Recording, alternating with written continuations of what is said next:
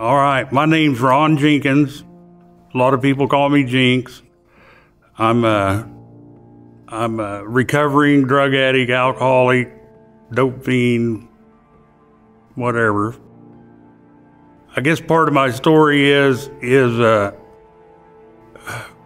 I was a kid, there's just a lot of bad things happened to me when I was a kid. And, you know, I pretty much heard all my life that I wasn't worth anything, that I wasn't ever going to amount to anything.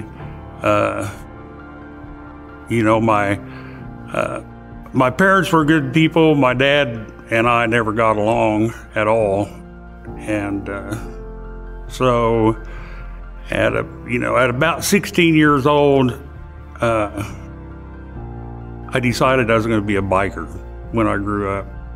I was going to get mean enough and bad enough and tough enough that nobody could mess with me ever again.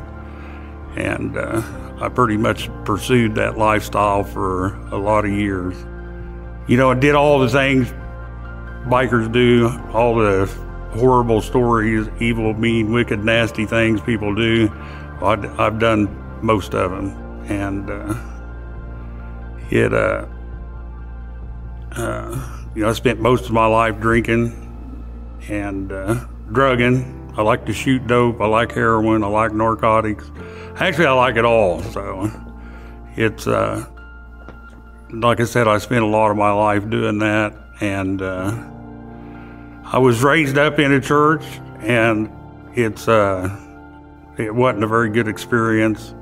I never acted right. I never did what I was supposed to do, and just always felt like I was in trouble all the time.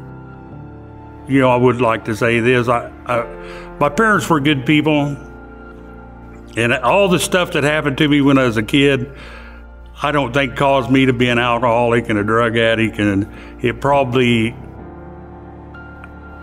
made me make some decisions in my life that probably weren't very good decisions. But I went into being an alcoholic and a drug addict full blown.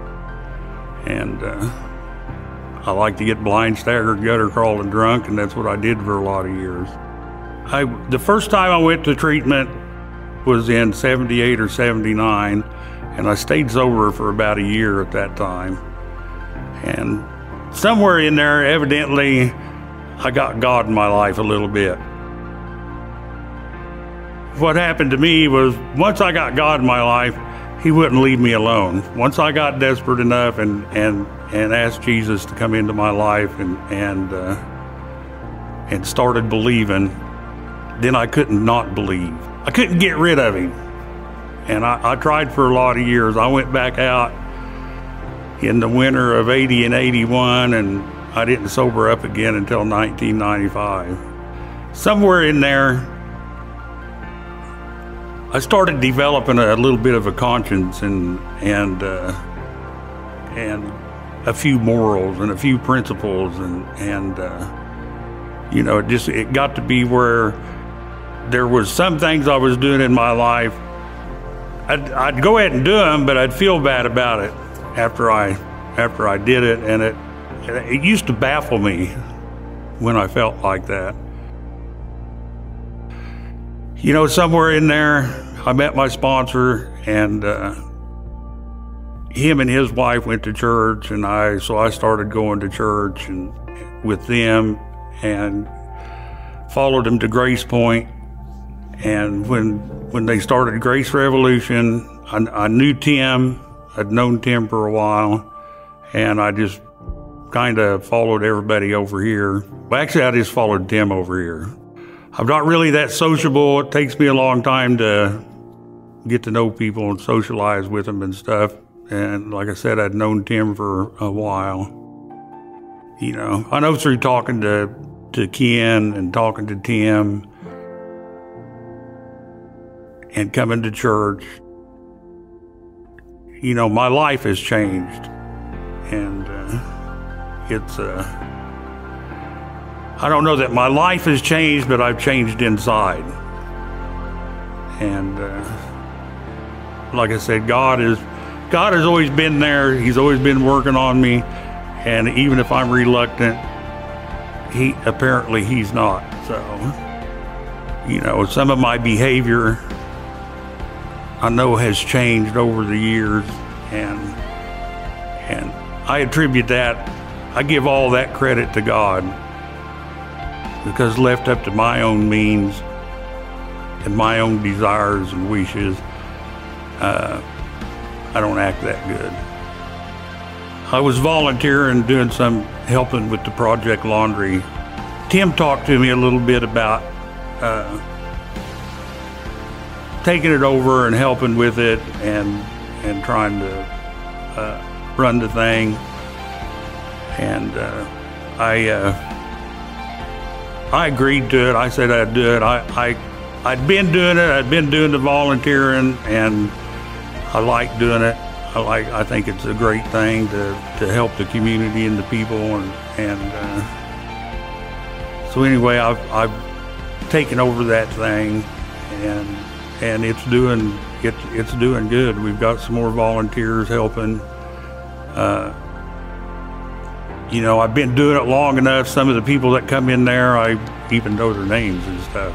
It's you know, and like I said, it's just nice to be able to help people. Over the years, and talking to people, and people being extremely patient with me and stuff, I've developed a little bit deeper belief, and developed a little more faith, and learned how to trust a few people, and trust what they tell me, you know, and believe what they tell me. The way I see myself is I fall every day, hourly, half-hourly, minutely. For me, it's a daily struggle.